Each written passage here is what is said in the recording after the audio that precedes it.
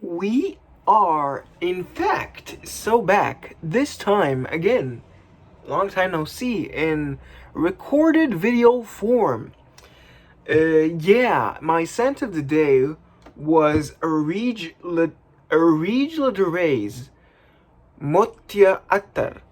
It was very nice, though mildly overpriced for what it is. I've heard like $75 for this is just way too expensive. From my good friend in the community, DJ, and that's that. It is though quite nice. It's this kind of jasmine sandalwood thing. Not very complex, just a creamy floral green thing, very relaxing. It's it's it's very much just a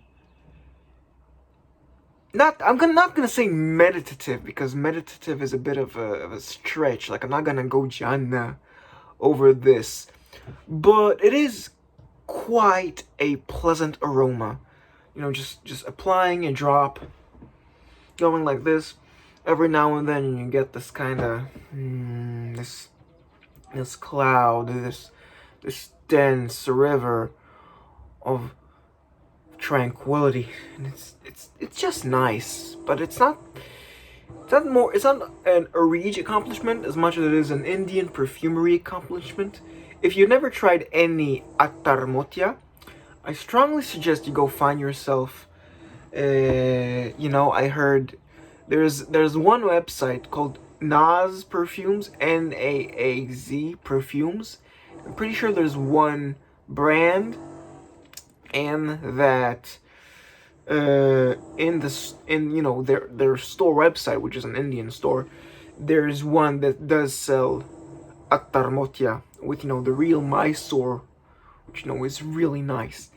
As for life updates, I'm kind of struggling out here. Being a student, I figured I'll transfer one course to next year, because that is an option. And I will. No, it's not procrastinating whatsoever. I'm fully aware of what I'm doing, and it's for my own good. And that's that. Other than that, I'm pretty sure we're just going to hop into the review. And today, as you have probably read from the title, we are reviewing the man, the myth, the legend, the monstrosity, the tragedy, the travesty, Lapidus Pour. This, of course, is a modern bottle, because getting a vintage of this is not worth it when I don't even know.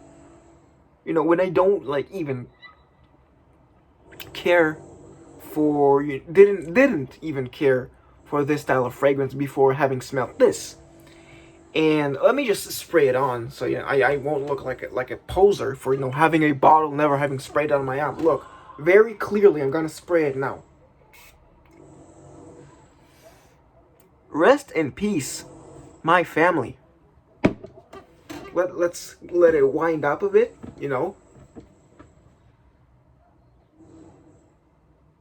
Starts off very bad breath like. There is a sort of cleanliness here, this sort of bathroom, kind of swept with a broom, those brooms with a spongy thing at the end where you're just gonna sweep the soap across the floor. That's how this starts. But gradually, as this dries down, it gets it just let's say it in a more visceral way. Its balls drop,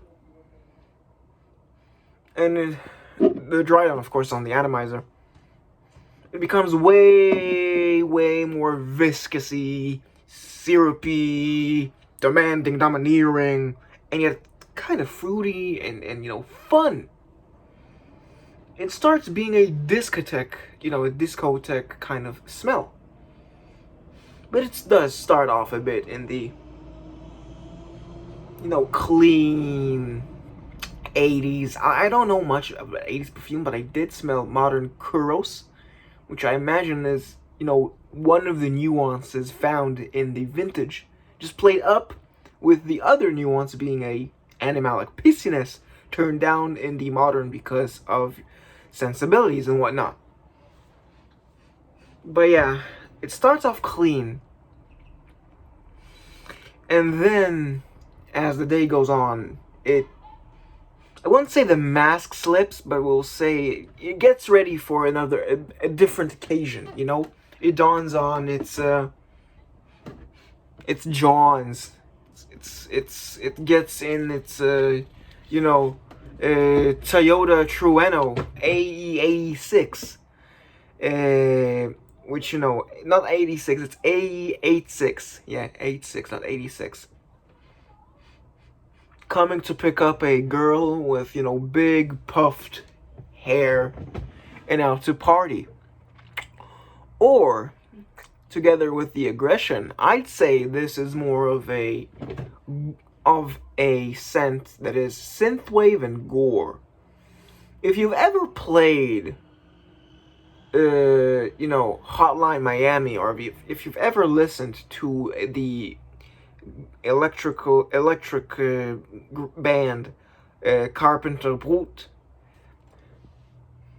that's the vibe. That's the not the vibe, because I can't say that. I need to diversify my vocabulary.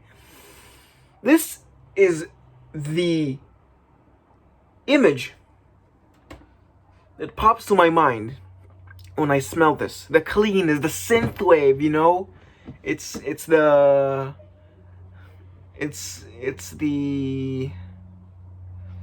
aha, is the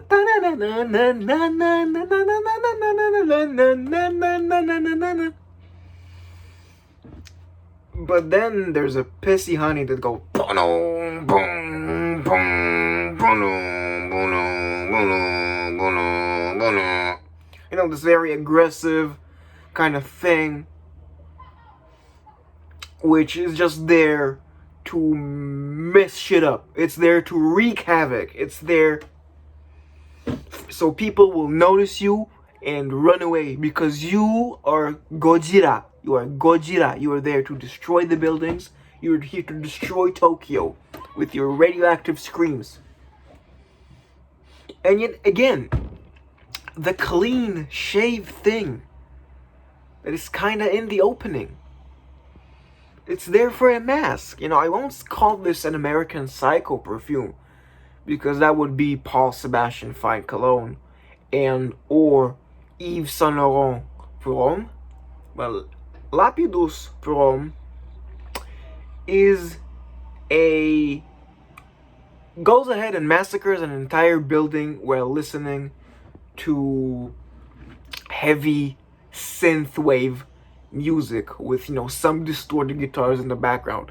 Look up sometime, if you haven't, just like gameplay footage of Hotline Miami, and you'll definitely understand what I mean when I say that this is a perfume that the protagonist of Hotline Miami would wear when he absolutely massacres the shit out of his targets. And yeah, as it dries down, it gets hairier and hairier, but also it gets slicker and smoother and gulpier. Like it starts having a texture where where it's a little like you're getting hot wax dripped into your throat, and you're kind of forced to swallow something you don't want. It's a big